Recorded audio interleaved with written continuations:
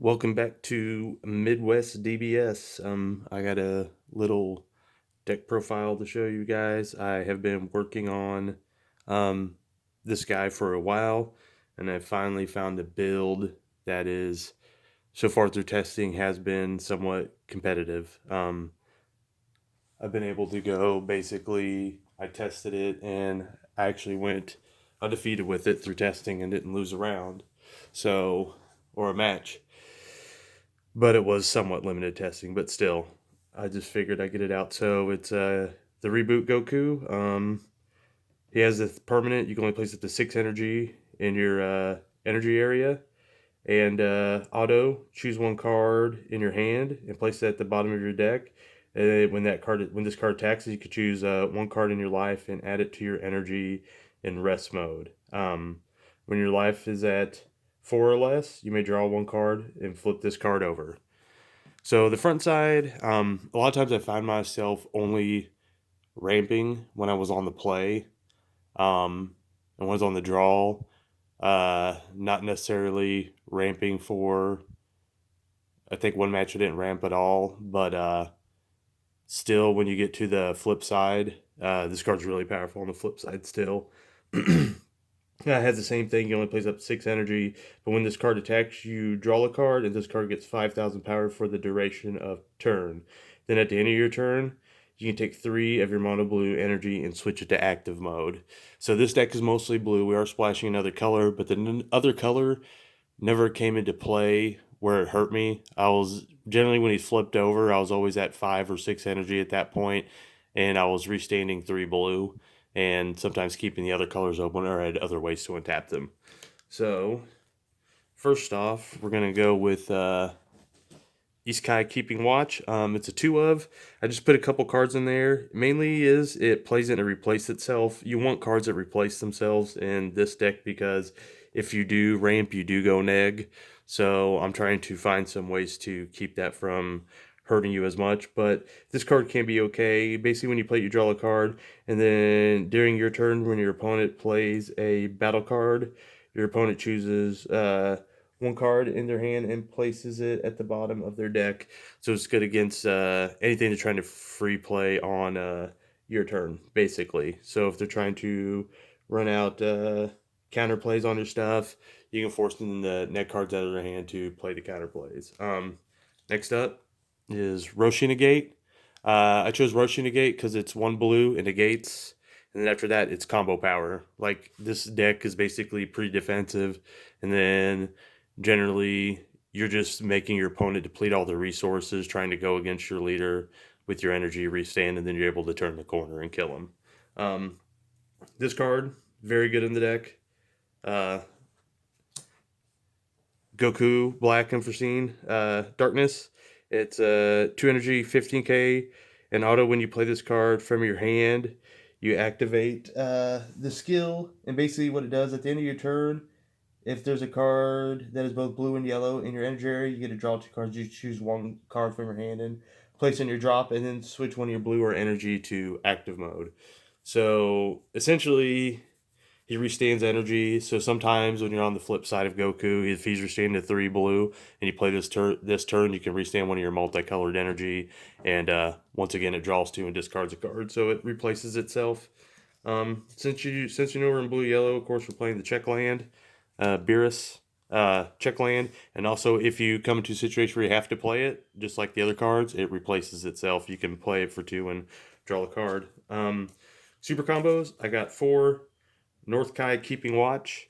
Now, what you can also play a 2-2 split if there's a lot of Gohan in your area, or if there's just insane amount of Gohan, you can just play for the Zamasu one. That basically can tap down a leader.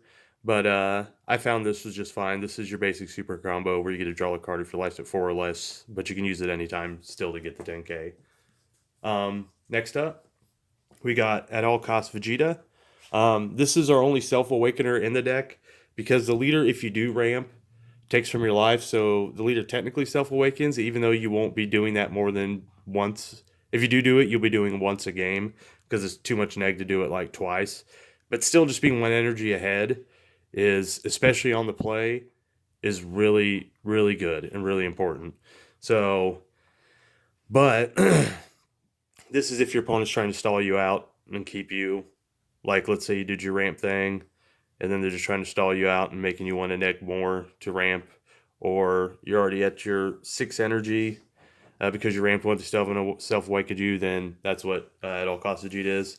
It's still good. It's 20k. It replaces itself because it draws a card. Also restands an energy, so it can restand one of your blue-yellow energies, allowing your leader to restand all the blue energy. But basically, you can take 2 life. It gets a giant buff and triple strike, so it can close games as well. Our counter, Ultra Instinct, Son Goku, the Unstoppable, just a good counterplay. It also, uh, it's a counter. Sorry, not just counterplay. It's counterplay or counterattack. But what it does is, basically, when you play this card, you choose up to one of your opponent's cards, ignoring barrier, and return to his owner's hand. And then if it's your opponent's turn, you can draw a card. So once again, on the theme of replacing itself to keep your hand size a decent size. It also has a nice permanent. This card skills cannot be negated in area by your opponent's skills. So it's basically a catch-all, answer-all.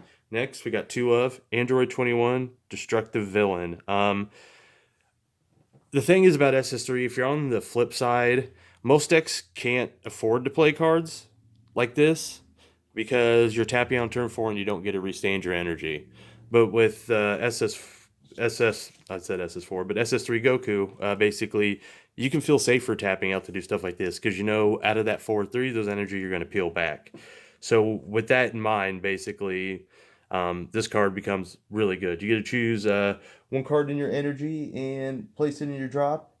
And when you play this card, choose all your opponent's battle cards with an energy cost of 4 or less and place them at the bottom of their own deck in any order. So basically, it is a board clear. If they have barrier card that doesn't do anything, but anything without barrier that's 4 or less, it'll just put them all on the bottom of the deck. Next, we got 3 Janemba, Infernal Intruder. Since this deck is not playing out a lot of battle cards early, you're just defending early. So a lot of times on turn 3, you're dropping this. Or if you ramped, you technically drop it on turn 2. And then you have a 20k crit for 1 energy. So I found through testing that this card was pretty good. This is your early battle card that you're playing basically to apply crit pressure. And it's 20k, so it can basically swing down anything your opponent's probably playing that early in the game. More board clear. Ultimate Fusion Gogeta. This card is really good in the deck because not only is it board clear, because you get to pick 2 of your opponent's cards and put them on the bottom of their deck in any order, but it also draws 2 cards when it comes into play. So this actually nets you advantage. So it nets you multiple advantages because it deals with opponent's battle cards, and it doesn't just replace itself. It actually draws 2, so you are netting advantage. So this is a card that's really good in the deck.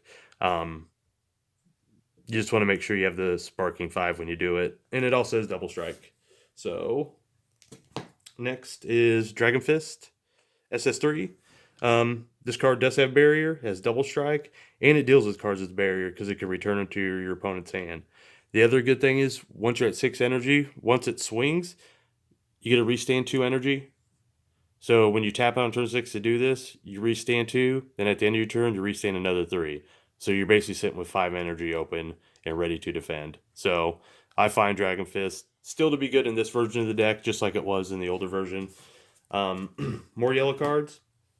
We got 2 Great Ape Son Goku, Saiyan Instincts. You play 2 or you play 3. If you don't have it, then I'm not sure exactly what else to substitute. Just something else that draws you cards.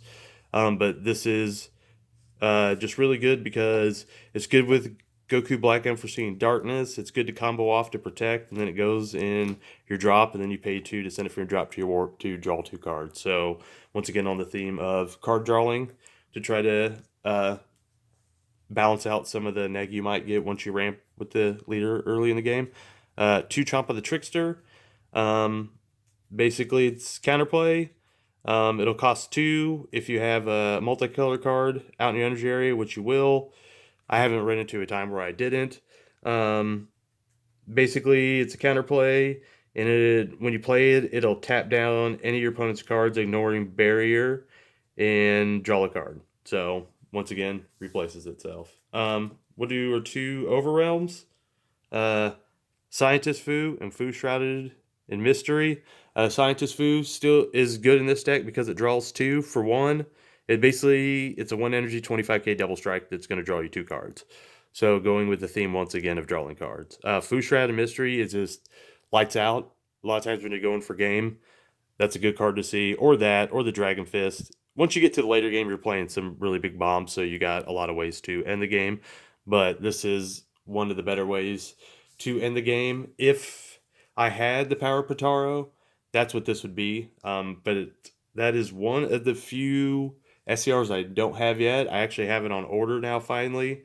But once I have that on order, I think me and my play group have every SCR out there available. So